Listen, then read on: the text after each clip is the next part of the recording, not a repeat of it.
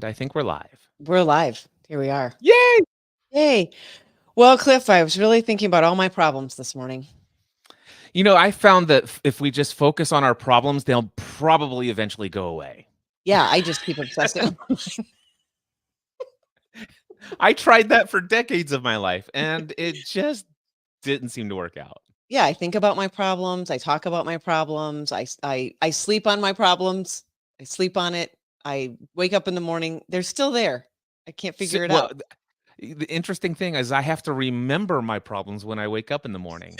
It's like, I'm feeling really good right now. That's unique. Oh, that's why I forgot why. about my problem. I should probably pick that back up. That's a real experience, by the way. I know it Obviously. is. Yeah. Well, let's get this show started, and then we can talk more about our problems. Welcome to Life, the ultimate choose-your-own adventure game with hosts Cliff Ravenscraft and Daphne Scott. Join this dynamic duo as they explore the profound concept of life as a thrilling adventure, blending ancient wisdom and modern psychology. Embrace the joy of living with presence, creativity, and playfulness. It's time to navigate the game of life together. Are you ready to play? Let the adventure begin. So, Daphne, which word stood out to you this morning in our intro? Right at the end, let the adventure begin. All right. I love it. For me, Yeah, what was the it? profound concept of life as a thrilling adventure. It's so profound. The profound concept of life. It's a profound concept. It's a of profound. life. We don't know what it really means. It's an enigma. It's a riddle. All right. Well, let's get the show. Let's talk about this topic. We are going to talk about essentially being problem focused versus solution focused. And in the spirit of what we want to create, but we're going to talk about the obstacles. Why does it seem like there are so many obstacles to this ability to create? And we're blending a little bit from the show last week where we spent our time talking about identity and how we identify with things. And Cliff, I think it was your toss to somehow we led into being problem focused. But we're going to unpack a little bit of these obstacles, which part of our, who we see ourselves as, how we see ourselves. It fits in really well with the idea of identity. And then what happens when we get very focused on problems that can lead into our identity, and how what we put our attention on actually grows, to use someone's famous quote. I have no idea where that came from, the quote. So that's what we're talking about today. And in the spirit of supporting people to how do we work with these things? How do we work with these obstacles? How do we overcome them to create the life that we truly want to be creating, that is also a very profound experience? It's interesting because Daphne is the one who has chosen the topic for today. And I looked at the whole outline of the show. And it's so funny how you and I just have such different ways of what we like hone in on, because I looked at the Yeah. topic and I'm like, wow, today is all about what do you want to create and what does it take to create it? And with just a little slight emphasis of the problem of staying focused on what we don't want and what we don't want to create, and that becomes the obstacle. Which we're actually saying the same thing, but I'm coming into this where I'm like, today I'm ready to talk about what is it that you want to create? What is it that you want your life to be? Forget your old mask, take it off. And if you could just be anything you want in the world, if you could have anything you want in the world, what is that? What would life be like if fill in the blank? Let that be a prompt for you. All right. So I'm excited to see where we go with this. Me too. And Cliff, that question is such a powerful question. I think when I've sat in that question, like, what do I really want to create? What do I want in my life? And I don't know if you remember a moment, and I remember this. I remember with my old software, my old operating system, someone would pose that question and I'd get really excited. I'm like, yeah, what do I want to create? And then I could feel this like, yeah, but you can't do that. That's crazy. That seems unrealistic. Get real. No one can simply do that. And what I recognized was that there was an old identity in there for me. There was this, I could be this thing, but I didn't get to be that thing. So I could be who Yeah. I was in that moment, or I could be my past. I didn't get to become a future version of myself. So I don't know if you remember ever had an experience like that. But that was some of the essence of what I was getting at with today's show too.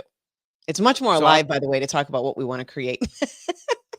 so I'll share Further. with you one, and I know that I probably mentioned it in the last episode, or certainly in one of the previous episodes of this podcast. And that is, I'm an insurance agent for, let's just say, 12 years of my life.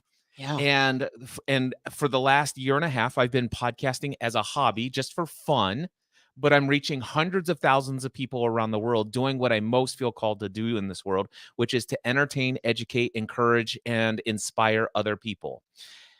The only thing is, though, is that while I have figured out a way to earn about $2,000 to $3,000 a month, it's not enough for me to replace my incredibly lucrative income from being an insurance agent, selling Mhm. auto, home, life, health, and business insurance. That's what I'm known for. That's what brings in the revenue. And I'm the sole income earner of our family. So I'm financially responsible for my wife and our 3 kids and taking care of everything. And here I was secretly having this dream. What would life be like if I could actually do this podcasting stuff Yeah. instead of insurance?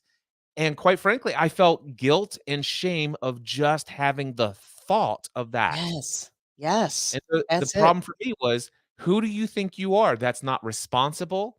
There are people out there saying that there's already people, layoffs are like crazy. There's all sorts of financial predictions that we're hitting next to the next market crash, which this was 2007. I'm thinking of leaving. January 2008 is when I actually went full-time self-employed. And you know what happened in 2008 in the world. Oh, yeah. So I knew that this was coming, or there was predictions anyway. People were being laid off left and right. I had the greatest job security in the world, and here I am wanting to go and pursue my hobby. Not to mention the fact that my hobby, everybody who was in the early adopter phase with me in the hobby, they were all predicting that podcast had peaked and it was dead as an industry. And it's like, listen, I just see something else and I want it. But I will tell you, I had a lot of obstacles in my mind that just, Yeah. this does not compute. I can't see how this is possible. So yeah, Yes. there's a time when I had that very real in my life. Yeah, me too. I had a very secure gig. I was a physical therapist. If I was a physical therapist today, I'd probably never be without a job. Probably there's a shortage of them. I mean, all the rational arguments, and I think that you know they, they sound rational in our head, and we can connect the dots in our head, and yet I think this is where the problem part of this comes in. And yet when we look at like what is it that I'm grinding against the grain on? What is it that's leading to, and you talked about last week, Cliff, this sort of depressive moment that you had that, by the way, I loved only lasted a week. Yes. Like, oh my gosh, this is horrible. How long were you like that? You're like 1 week. 1 week. I couldn't handle it any longer. But what am I grinding against the grain on here? And we make all of these out of fear, I think, and and all these rationalizations for staying right where we are. And that makes sense when you say things to me like, I'm the main income earner. I'm the one who is generating the, food for our family and supporting paying our bills. And all of those things make sense rationally. However, I imagine, and this was my experience too, I still felt like there was something grinding. There was this moment, just this un- deep dissatisfaction with how I was living my life. And I think that's the trap that people get caught in, coupled with what you described was also your identity, how you saw yourself, right? As the main income earner, as, I'm sure as an insurance salesman. I think I remember you saying also that it was it was a family business, Yep. right? So all the identity parts that get tied in there. I was a physical therapist. Well, I've spent all this money on my degree. I've practiced. I'm a partner in the company. I could just keep going and going. All the reasons for not exploring something else and not getting to, well, what is it that I really want to create? and staying focused on the problem, which is, well, one of the problems is, I have so many emails. I can't keep up with the amount of work that I have. If only I could switch this, if only, and then I started down the road of the if only statements. If only this would change, if only this person were different, if only I could spend more time doing this, if only, and that wasn't the solution. I mean, again, it was still staying very focused on the problem, not getting to the solution of, if my life could look exactly how I want it to look, what would that be like? What would it look like? What would I be doing? Where would I be spending my time? And so fear starts to take over, right? Fear, and then the identity of who I thought I was. And working through those obstacles, I think, is really the essence of what we're talking about today. Yeah. And for me, what helped get outside of that, so I was very much problem focused in those days. Hmm. I'm the single income earner. I'm Hmm. responsible for taking care of this family. I am next in line to take over this business that my grandfather started. I'm to take this over from my dad when he retires. I'm responsible for his maybe continued prosperity and financial well-being by owning this business and continuing it on. And Yes. I mean, there's all sorts of things, and not to mention the fact that I was focused on the people are getting laid off, Yes. there are friends of mine who, quite frankly, have been unemployed for the last 9 months to the last year and a half, and here I am with an incredibly profitable, incredibly secure job, and I wanna leave it to go pursue a hobby, which most people think is going into a field that is already dead or Yeah. is dying on the vine. And so, it's like those were the problems that I was focused on, and as I kept all of that internal, 'cause I didn't tell anybody about this dream Yeah. for I don't know, it was at least weeks, if not months. But when I first started talking about it, I began to talk about it to people who also shared my limiting beliefs about what's possible, Yes. and stay in your lane, and Oh man. stay with what's responsible. And so, sure enough, I shared it with a handful of people who came up with the same obstacles and the same problems with Yes. my dream. And it's kind of like I started to, just by telling them, I was like in the crab in the pot of boiling water. I Yes. started crawling up to get out of the pot, and I talked to somebody who pulled me back down. But interestingly, though, Daphne, I actually got into communication with crabs that had never been put in a pot of boiling water. They Yes. were out free in this fresh water. And it's like, wow, what's going on out there? It's like, Cliff, I don't know how you got into that pot. I've never been employed in my life. I've never been in a hot pot of boiling water. Isn't that Not, wild? by the way, not to say that being employed is that you're in a pot of hot boiling water, but for me, this is my own personal experience. Yeah, which, by the way, isn't about being employed or not being employed. It was more about, Exactly. right, you were in a pot of boiling water. Let's touch on this. It's so important. And I'm skipping ahead a little bit because I want to build out more of the concepts here of what we're talking about. However, who we associate with really matters. Yes. And it's not lost on me that when I have a limiting belief about something, doesn't matter what it's, if I have a limiting belief, I will unconsciously go find the people to talk to about what I want to create, who will feed back to me my own limiting beliefs. It's fascinating. I'm not careful, right? That it was being projected back to you. Therefore, And I believe, Daphne, that yeah, somehow is a protection mechanism, because the absolutely. idea that I'm about ready to go do something new that I Yes. don't have a record of success with, there's Yes. some fear associated with that. I'm gonna lose my identity, and my ego is designed to protect me by what's Yes. predictable and what is known. And it's like saying, "Hey, no, no, no, no." So yeah, I'm driven to go find people who will embrace my fears, talk me off the ledge, and say, "Stay here where it's safe." And so Yes. it's kind of a protection mechanism. I think that's actually very true. And so, who we hang out with, who can support us, people who have also walked the path can be really helpful. And to not be overly, I'm always leery of people who are overly enthusiastic with me as well. I want people with some level of discernment. However, recognizing that I want to move into this new area, it is an unknown. and having the people around us to go, yeah, I can't see a reason why you wouldn't do it. Have you thought about this? Did you consider that? What would be your next steps? Having people around us who can be very positive and supportive in that way, at the same time, having high levels of discernment and their own sagacity or wisdom intact, can be really helpful.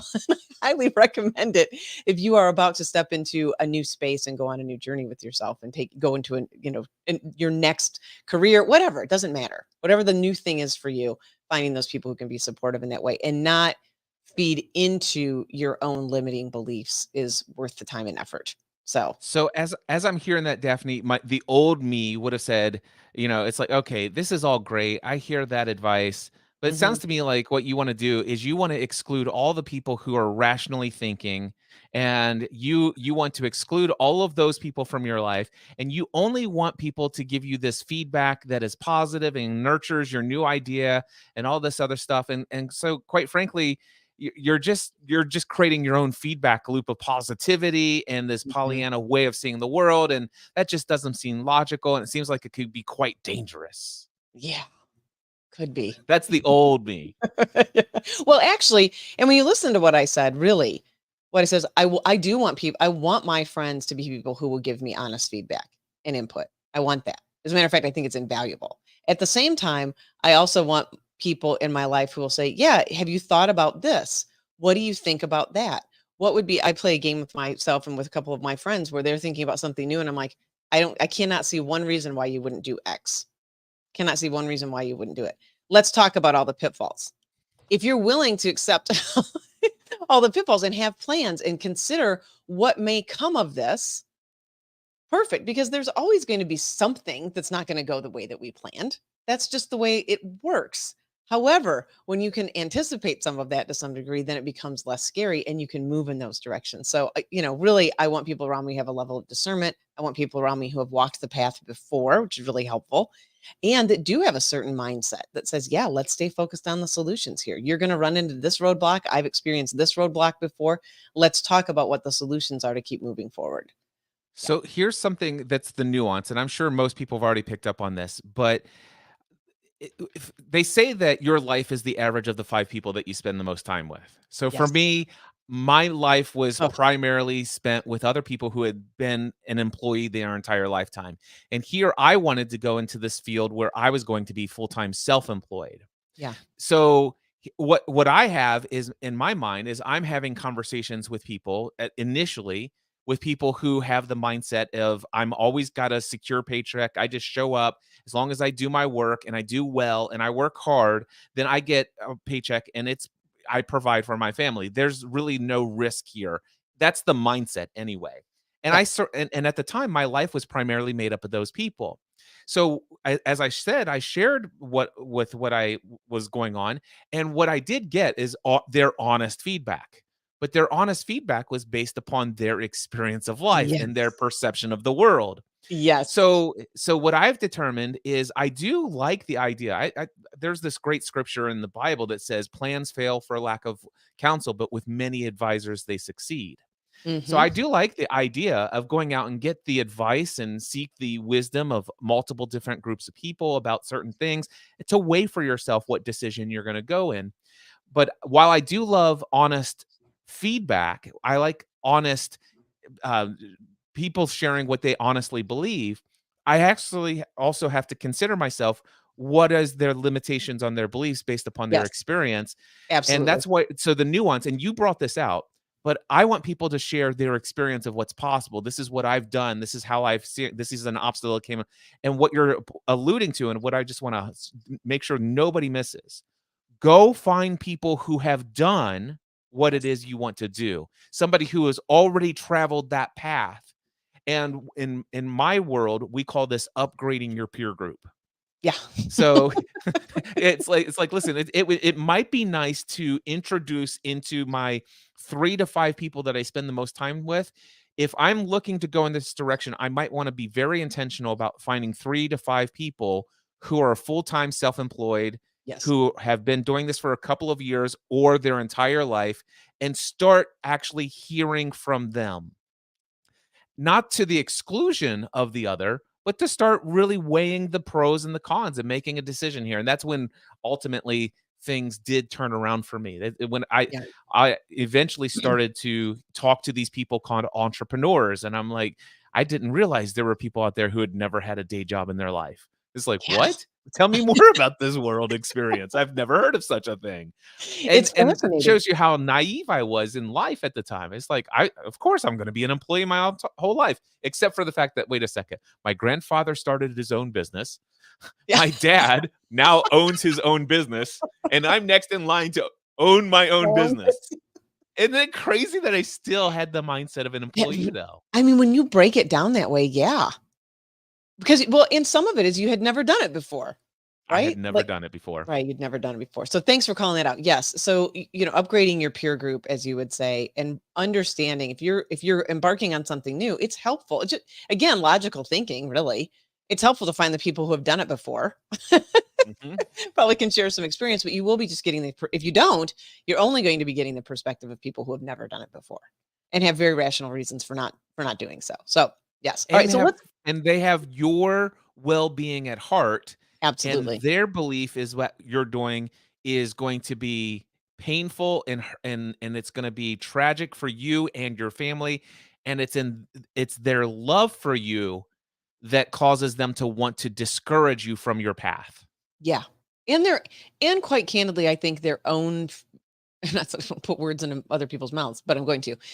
And only actually I'll say I'm going to put words in my own mouth. When I have noticed I've done that to people, when someone presents something to me, I'm trying to think of a specific example. Oh, one of my friends was going to get married. And I remembered thinking, ugh. And it was my own fear about being in an unknown space of that level of commitment at the time. I was in my 20s. It was my own projection of my own life, my own life experience also that was happening. So, I think that can become true for, any of us when we sort of see somebody doing something that we've been unwilling to do, or it feels new and unique to us, that our fear can also take over, and we can sort of be voicing that out of our own consciousness as well. So just something else to consider. Can I share a Right. quote with you from the book A Boy's Life by Robert McCammon? Yes. I've never read this book before, by the way, but I love this quote. The folks who did the production for our Free the Dream conference, which you spoke at in 2018, Yep. you remember Matt and Lauren Brady. When I told Yes. them about the concept for Free the Dream, they said, "Oh, have you read this book?" This quote kind of just is the essence of why you're creating this conference. Here's what quote she gave me. It says, "See, this is my opinion. We all start out knowing magic. We are all born with whirlwinds, forest fires, and comets inside of us. We are born able to sing to the birds and read the clouds and see our destiny in grains of sand. But then we get the magic educated right out of our souls. We get it churched out, spanked out, washed out, and combed out. We get put on the straight and narrowed and told to be responsible, to act our age, told to grow up for God's sake. And you know why we were told that? Because the people doing the telling were afraid of our wildness and youth, and because the magic we knew made them ashamed and sad at what they'd allowed to wither in themselves.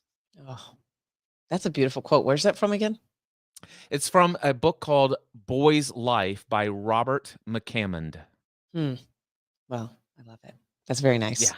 Yeah, it's good. And again, who knows, right? I mean, when I think our own consciousness is what we want to take care of most. So finding people who have walked the path and paying attention to how we're believing and what we're thinking about is really what saves the day for us, which is why we're doing this podcast. So I want to shift just a little bit, and I'm going to walk back just a couple steps, because Cliff, I think it's really important that we talk about the being problem focused versus solution focused, and that Yep. we get into this a little bit, because this is one of the other obstacles that starts to happen when we're trying to find our way through the, or navigate, I guess, through the roadblocks that can get in the way of what we want to create in our life. So let's talk about how, and you said this on our last episode, when you're working with clients, one of the things, and this is absolutely true for me, one of the things I will hear a lot when I'm coaching anyone is, I don't want to experience X anymore. I don't Yeah. want this. Okay, so let's talk about where our mind goes. What is it that we just focus on I don't want to experience this anymore. And I have Well, my thoughts on that it too.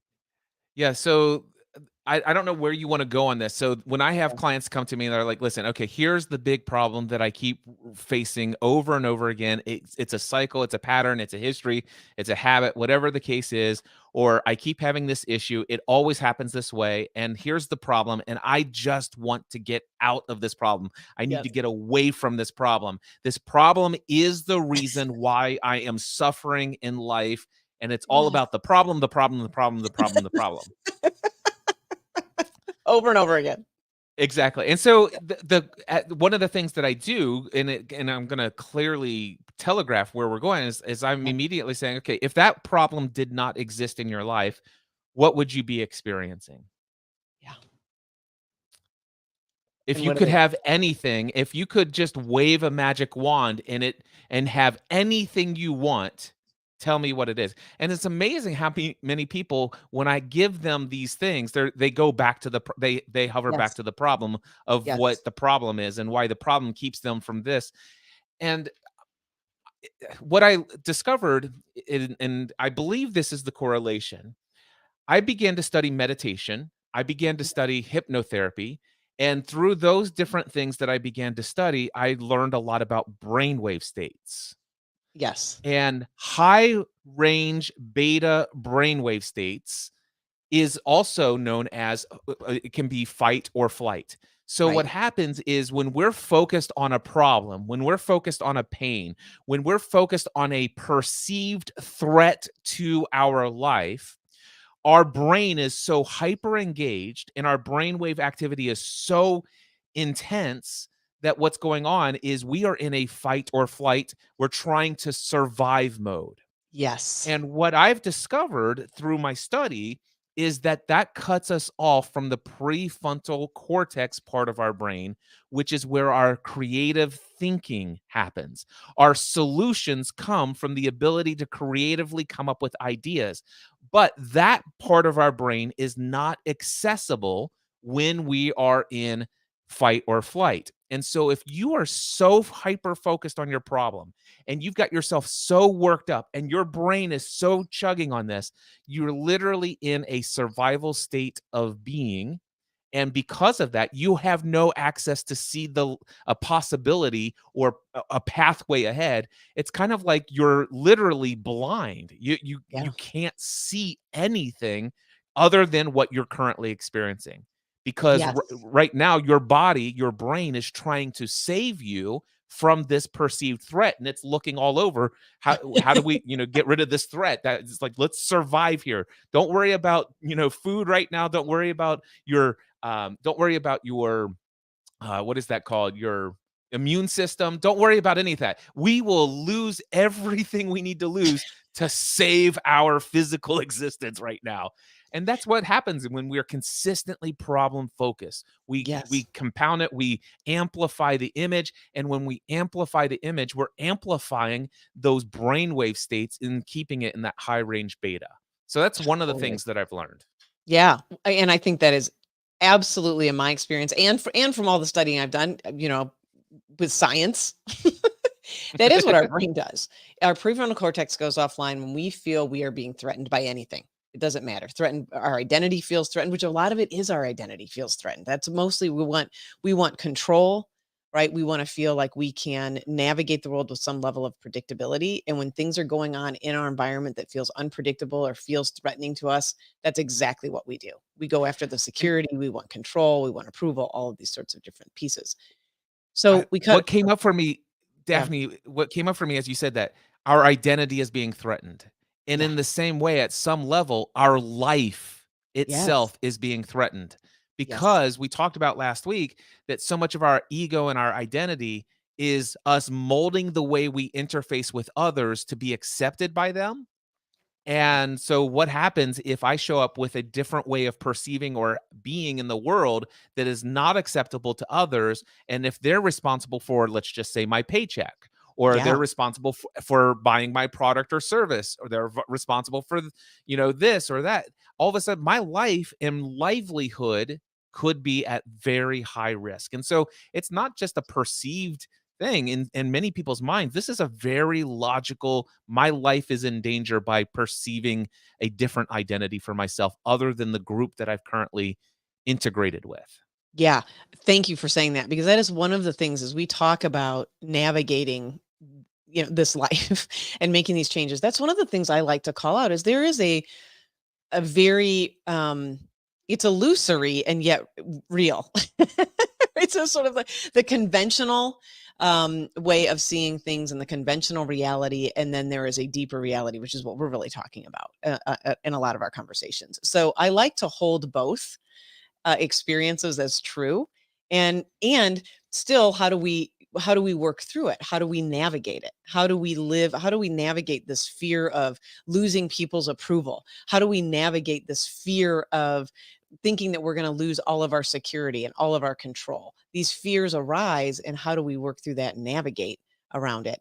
And then what happens when we become, and I want to bring in one of the other theories I have about when I listen to people argue for their limitations and talk about just the problems.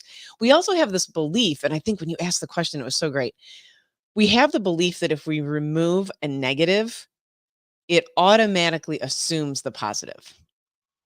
That if I remove, this job out of my life, that I automatically will experience a life of ease and joy and peace and calm. And I can't tell you what an illusion that becomes. Because what you talked about with the consciousness, Cliff, because often where we're making the decision from, even when we get to a decision of like, I've got to leave my job, oftentimes people are making that choice from a state of fear, right? They're removing what is the perceived problem, but again, haven't gotten to the creation side of things, haven't gotten to what do I really ultimately want to create? Because the reality could become that what you want to create in your life actually ends up meaning that you stay in your current role, that you stay in your current position, that you find a path that you were unaware of that can allow you to stay in your role and have the life that you want. But when we're not focused on what we want to create, we start removing the perceived problem, thinking that that will get us what we want. And in some instances, it does not, if that makes sense, because the consciousness that's making the decision is the exact consciousness that created the problem in the first place. Yes. Yeah. Yes.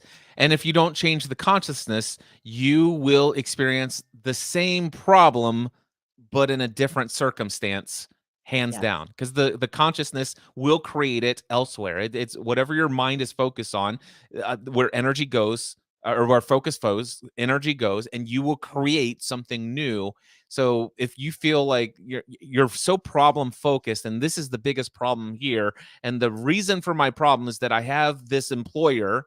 And for my case, if that would have, it's like, and then I'm going to go over here and I'm going to be self-employed and I'm going to have all the freedom, all the financial thing. And you're Yeah. just going to find yourself, the consciousness has not changed, and you will create a different version of your suffering everywhere you go. Yes. So this is where I'm leading into the identity. So let's talk about this just a little bit. And I have an exercise that we'll share towards the end of the show on this, but let's talk about, so if Cliff saw himself, or if I saw myself as I am always going to be an employee, we'll just use this as an example. I think it's a good one. I'm always going to be a physical therapist. I'm always going to be fill in the blank. Then that limits all of the choices that I have. I could easily have gone out and started my own business and found myself 6 months to a year later back doing that same role. Right? My consulting business would have failed miserably, probably, because I saw myself as a person who was going to remain an employee and remain in that identity, remain this licensed physical therapist, remain this person who treats patients, remain this fill in the blank. I'm picking a very specific identity here. But I would find myself, and then I would find myself still being called into that identity, still being called into that role, and not be able to shift myself around it, versus seeing the identity of, I am actually different than that. I am a person who works with people's mindset. I am a person who integrates cultures. I am a person who fill in the blank on all of the other things and other parts of the identity. And we've talked about this, and I think it was I can't remember how long ago, but I think it was a real important part when I was working on getting my health back to where I wanted it to be. I think this is when you and I talked about it. This would have been years ago now. But how I saw myself, did I see myself as a person who was, I'll say it this way, who was an athlete? And I had an experience this last December where I had been running quite a bit and I developed a stress fracture. And I remember the moment I was sitting in the doctor's office to get this diagnosed, and I suspected what it was, and thinking, oh, I'm a runner. Now I can't run. And I had just this moment, this voice came out of nowhere and it said, is that really true? And I had this reframe of actually, I'm an athlete. In a conversation you and I had, I think this was so many years ago, that you and I had came flashing back. And what I said was, actually, I'm an athlete, which means that I could run, I could swim, I could ride a bicycle, I can do, I could walk, I could still walk at the time. I can do a million different things that actually fill in the blank on the athletic side of my life. I'm not, quote, just a runner, right? Unquote Yeah. to myself, right? So it was that moment of just reframing and thinking about how I was seeing myself. Because when I thought of myself simply as a person who ran, and now I have the stress fracture, my body's going to require some healing time. That became a very limiting way of existing in that moment. And I Yeah. could have, I saw this path of just, now what? Now you're going to do nothing because you can't run. You're a runner. Now you can't run. So there was just this moment, and I went through the same thing, this moment of reframing that and seeing the identity that I had created. And I went through the same thing when I left my professional career as a physical therapist years and years ago. And it kept, what I kind of like said, sloughing off. Right. I mentioned on a couple episodes where my license was coming due. And I'm like, oh, I'm not going to renew that at this point. So just these sloughing off of sort of this way of seeing ourselves. So I think you probably went through a similar thing when you were the insurance salesman.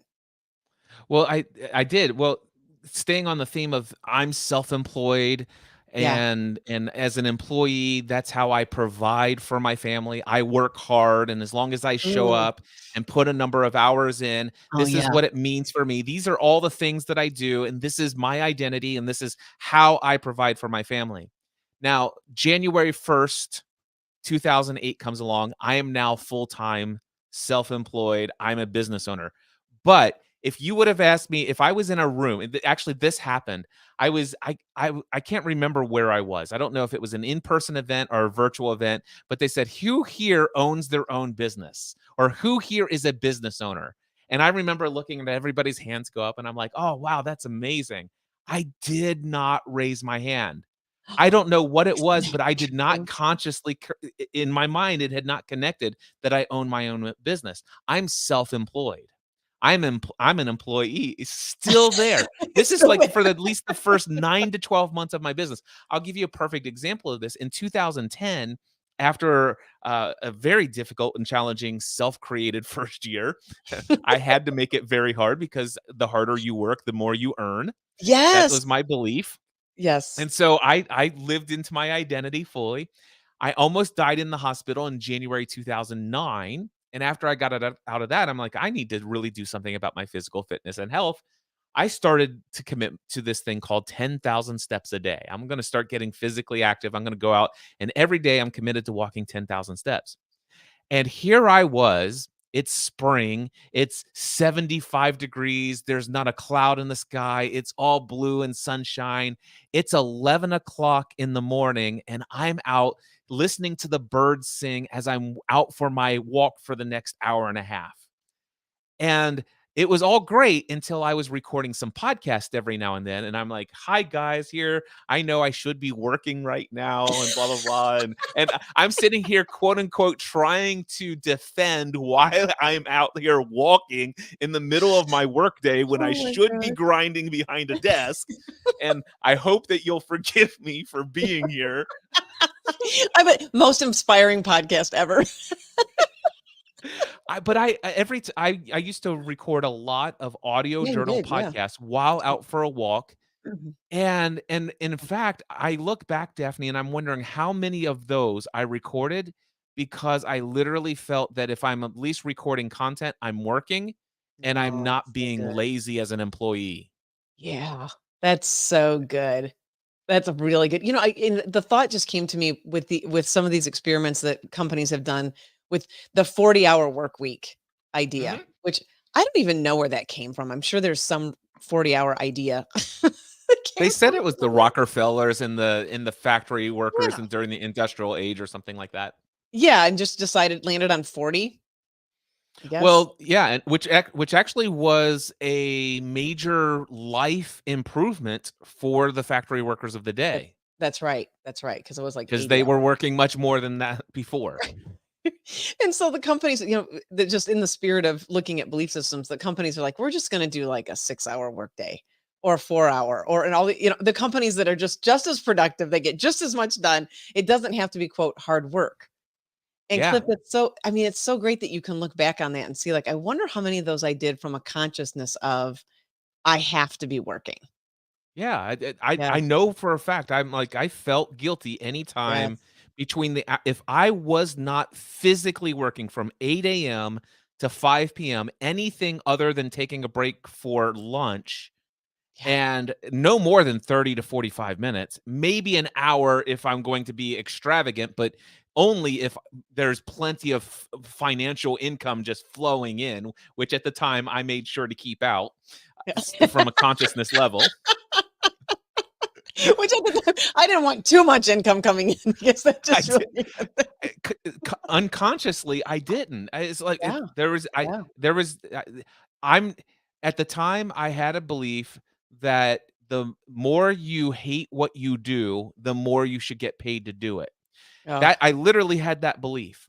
yeah. And if you have that belief, then the opposite of that is the more you love what you do, you should just do it for free to serve others.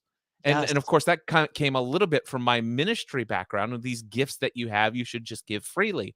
And Mm. so here I was, my entire career at this point is I me love that. just doing what I most love to do in the world.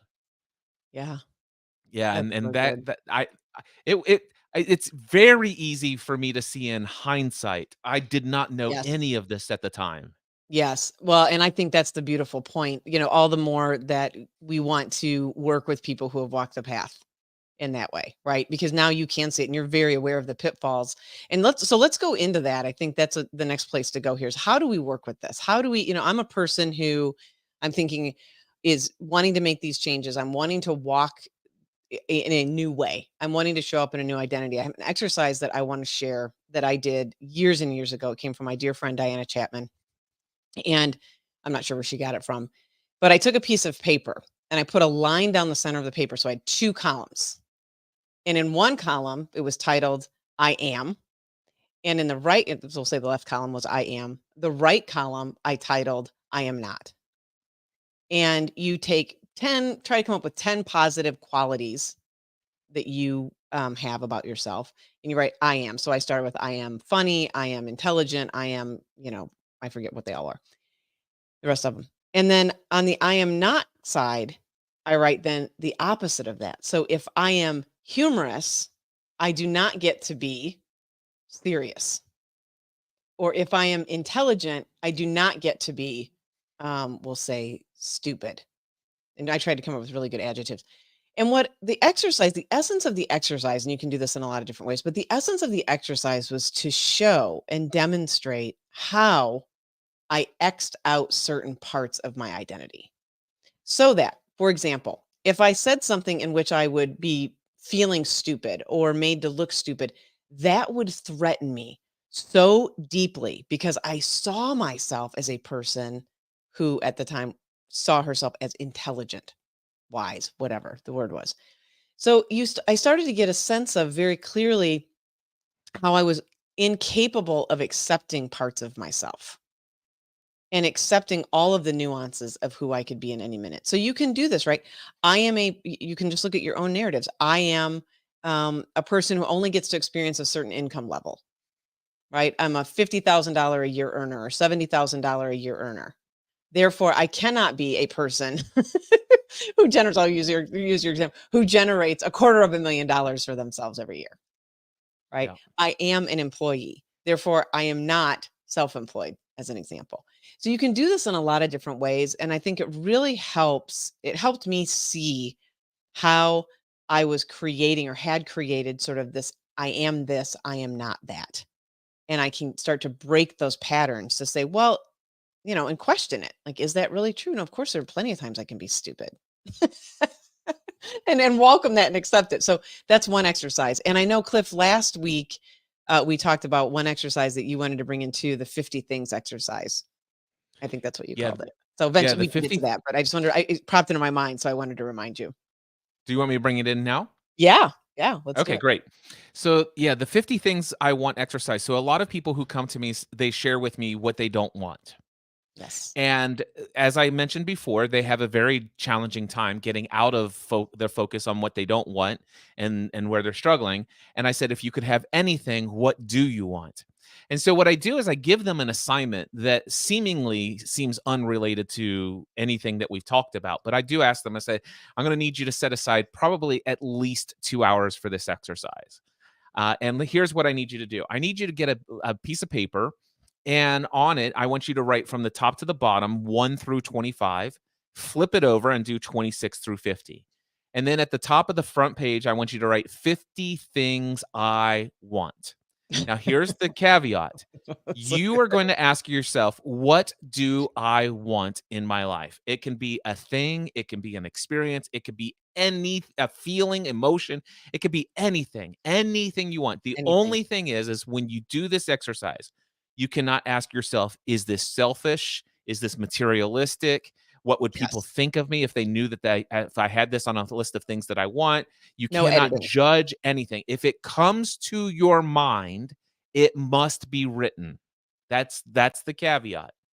So, and it was only after I did this with a handful of people that I realized I needed to give the next instructions. It's like, listen, you need to, most people, from my experience, they get to about 20 to 30 items and they're stuck. Yeah. Stay there. Do not get up from this space. More will come if you sit. So stay there, set it for 2 hours. And if after 2 hours, you got 37 items, that's perfectly fine. Come back a day and a half later and fill in the rest. Or as you're going throughout your days, come back and add it. But don't stop this. This assignment is to come up with 50 things that you desire. So that's the first thing. And what we're doing there is helping people give themselves freedom to allow all those things that they've suppressed and repressed, that I shouldn't want this and this is bad and all this other stuff. It allows all of this stuff to float to the surface. The next step is to take another sheet of paper and write 1 through 10. And then at the top of that, you're going to say my top 10 dreams. And so what I encourage people to do is to actually look at their list of 50 things and say, hey, is there anything on this list that should be in my top 10 dreams? It's not important that these be in order, but if you see something on the list that should be in your top 10, put it there. And then if you all of a sudden you're going through, and as you're doing this, some additional thing you want comes to your mind that should be on your top 10, but it wasn't on the original list, put it on the top 10 and write it as a 51st or a 55th item. It doesn't matter. So now you have your 50 things you want. You have your top 10 dreams. And then what I want you to do is create another list, 1 through 3. This is the only one that's in order of priority. And it's called your top 3 goals. Your top 3 goals. So you look at your top 10 and say, what's most important? Put that number 1. Then with the 9 remaining, you put that number 2. The 8 remaining, you put that as number 3. So now you know 50 things that you want in life. You know what your top 10 dreams are, and you know what your top 3 goals are. And by the end of this exercise, your focus is so far away from your problems. Yes. And you have brought your brainwave states into a much more peaceful state of consciousness. And through this exercise, you're gaining access to that prefrontal cortex, that creative side of yourself, and you're tapping into the internal function of who you are and what your creativity and what you want to express in the world. And this is all beginning to flow, and you start to have real clarity about who you are. You begin to have clarity about who you are and what you want to be in this world. Yeah, and what is possible. And then after that, you'll feel really great for about 5 minutes, and then fear will come back. And it will tell you there's no way this is possible. And that's why you have a coach, my friends. That's why you have people around you to help you navigate that experience, and it will recycle itself. I want to just put that out there. That exercise is so powerful. I remember the first time I did it. My list, I think I got to 22 before my brain just went, this is crazy cakes. Like there's no way. But then I did get to 50. Now, the last time I did this was I like to do it at the end of the year too. You can do it anytime, but I did it at the end of the year before I looked at my goals for this year. And I got to 57, which was pretty impressive. Now, some of the things, I will admit, some of the things were from the list before. So there was some of that. But yeah, 57 things. So it is possible. It is possible. It is possible. It is possible. And there are a couple of things about this assignment that is pretty interesting. Yeah. One, Dr. Gail Matthews from some university in California did a study where she came up with the result that you're 42% more likely to have anything on that list manifest just by simply having the act of writing it down on a piece of paper Yes. or in a document. Yes. And that's even if you did nothing else towards intentionally making it happen. It just shows up. And I think there's so much about the fact that we just gave our permission to label something a want, something Yeah. that we gave ourselves permission to have as a desire. And the thing is, the opportunity to have that has been around us the whole time. Yeah. But when we actually gave ourselves permission to actually see the opportunity, then we begin to actually entertain the idea of taking that opportunity on for ourselves. Well, which is the essence of when we talk about being problem focused versus solution focused. I mean, it is the essence of our brain cannot think in a negative. Meaning, if I say I want to avoid a pink elephant, what my mind is going to see first is the pink elephant. Yeah. And it wants to go that direction. So then it has to take another step to say avoid this, which I think is, when you talked about the protective mechanism, Cliff, with our identity and also just with fear, I think that becomes some of the protective mechanism too. Like we just will look for we're just going to go to what our mind is drawn to, because if I do stay focused on a problem, the idea is that I'll get away from it. Right. That fits. That makes sense to me. And I think that's very, very rational and very real. That being said, though, when we're focused on just the problem, because we have to take 2 steps, it's inefficient. And our brain and our body just don't like inefficient. They want efficient. So to think more in the state of what do I want to create? Now our attention goes that direction.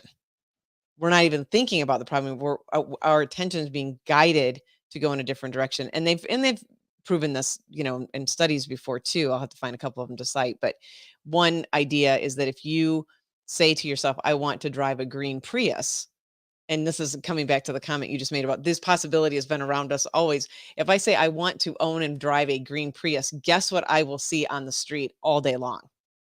They're everywhere. They're everywhere. Exactly.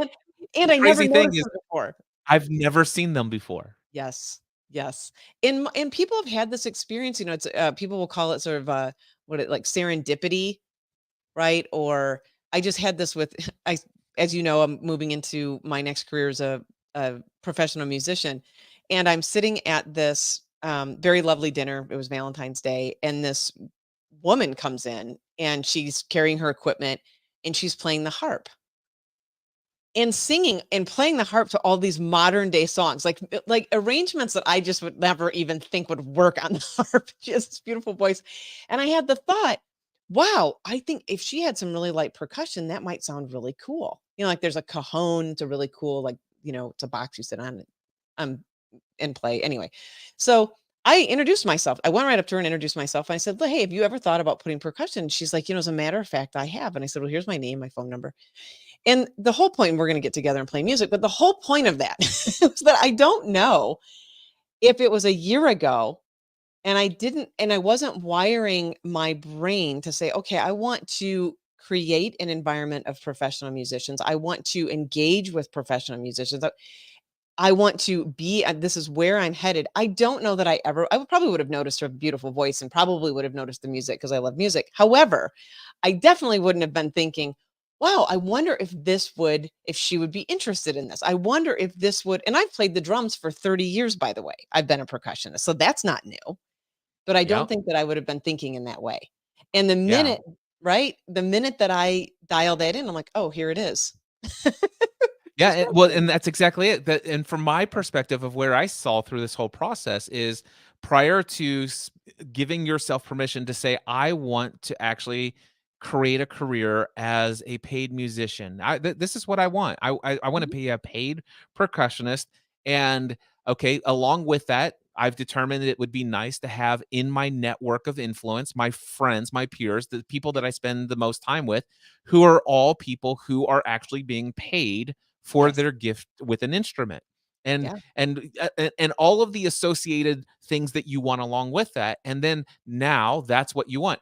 Prior to actually saying this is what I want, you could have gone if you had not done, let's just say that version, whatever version of the 50 things I want exercise and Yeah. determined this is what I want, you would have gone, as you said, you would have noticed the beautiful music. You probably would have been compelled to go up and tell that person how much you appreciated their music Yeah. and stuff of that nature. And as a percussionist, you may have it say, "Hey, you should really think about the potential of adding a little percussion to that or something," Yeah. have you ever thought about that? It would have just been a topic of conversation, but it would not have been something where you would have said, I wonder if this was somebody who could be a part of my professional musician Yeah. network. I wonder Right. if this is something we could maybe even collaborate on."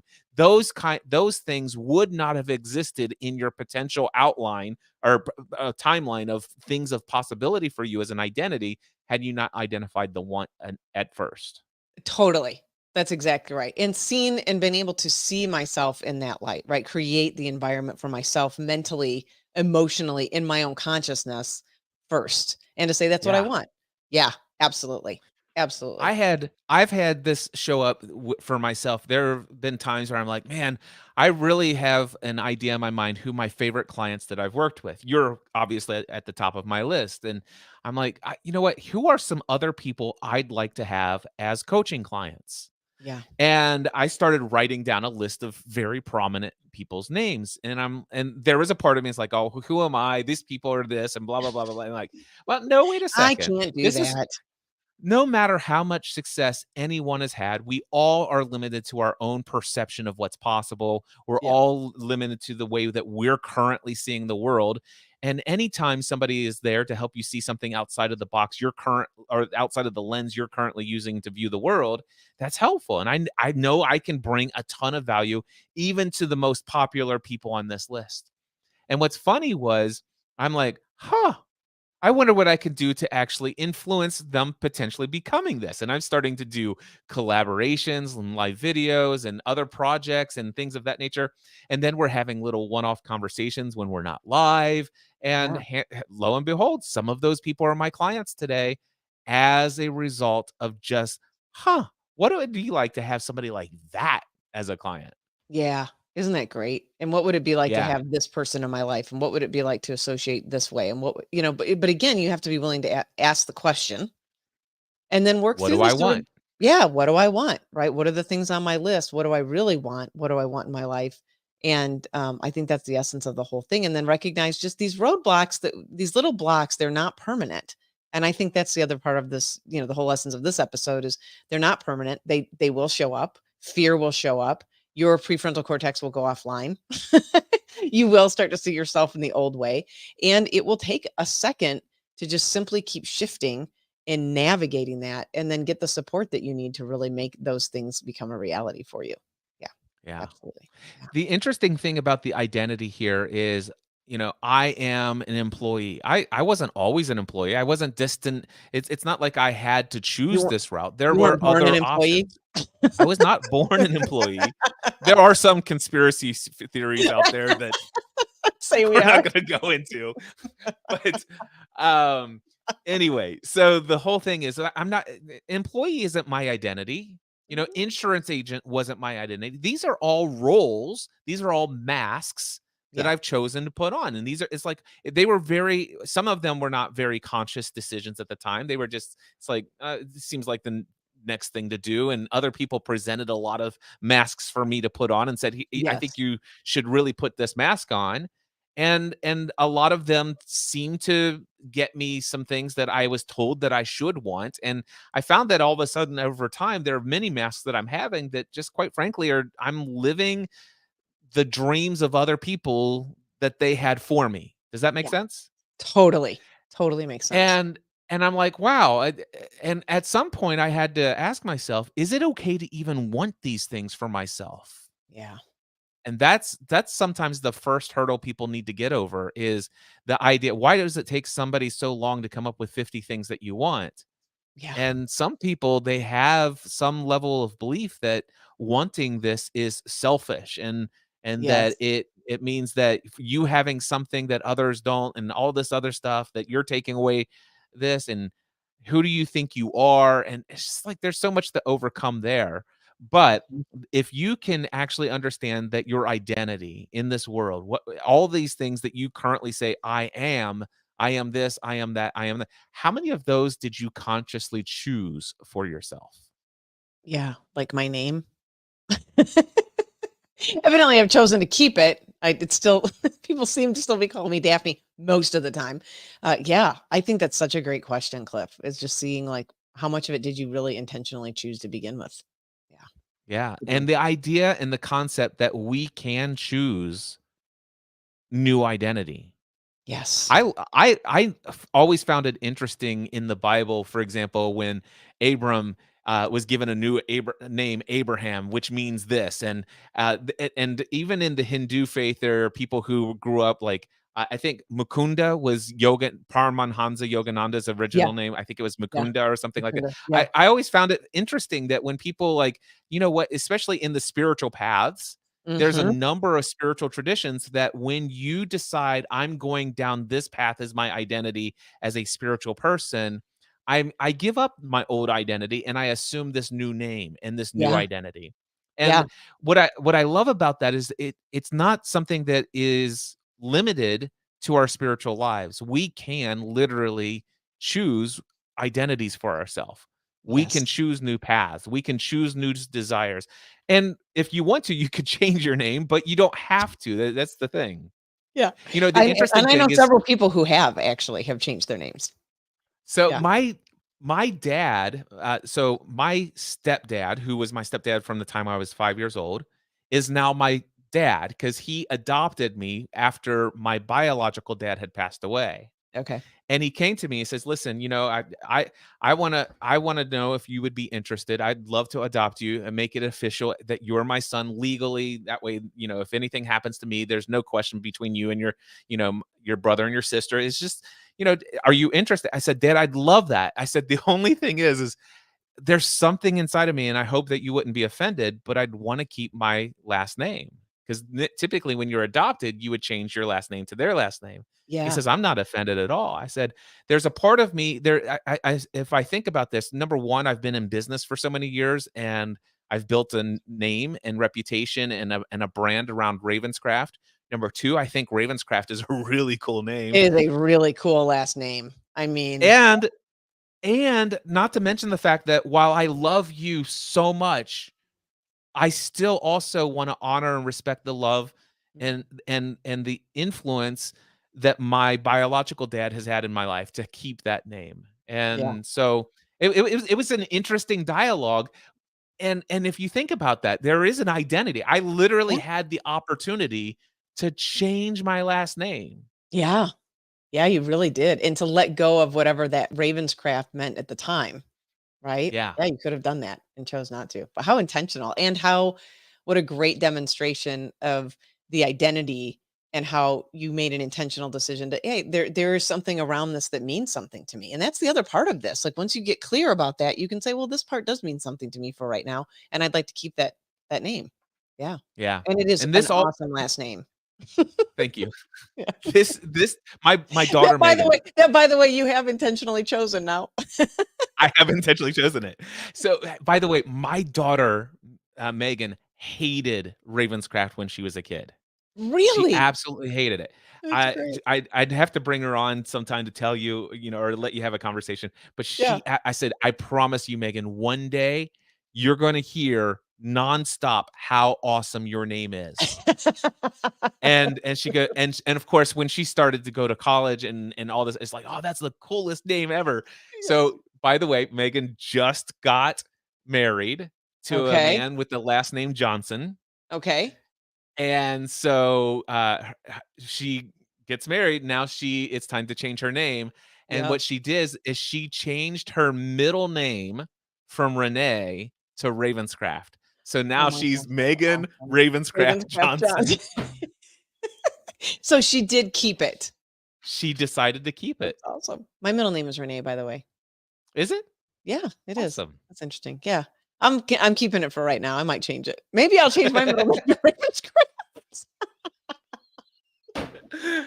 just because it's such a cool name. Well, But you know what I love about this is this yeah. ties into that choose your own adventure. You know, life Yes. is a choose your own adventure. What do you want? Yeah. What do you want? What do you want to create? Really? Really, what do you want to create? And I think that's really the essence of it. We're going to end with this quote from Einstein because why not? I saw this quote. It's so good. Yeah. You cannot solve a problem with the same mind that created it.